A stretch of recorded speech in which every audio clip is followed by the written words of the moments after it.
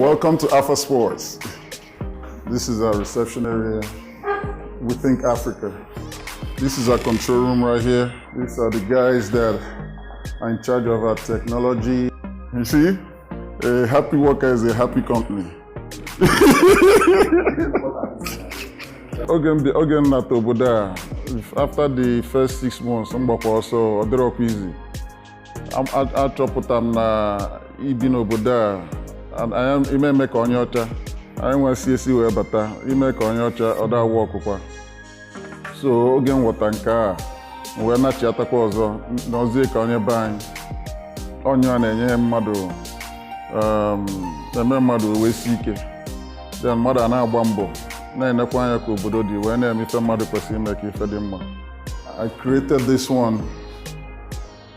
What does it look like? I call it the downfall. So assist anyị nwere nchekwube n'ife ga-adị mma n'obodo anyị. Anyị na-ekpekwa ekpere na-etinye anya na ife ga-adị nla anyị ncha niile mma. Anyị ma na obodo ka anyị nwasị wee chọọ pụta ebe a ka anyị fụrụ onwe anyị. So a ga na-alụ ọrụ na-eme ife ga-eme ka udo dị, ka everything dị nnọọ mma n'anya.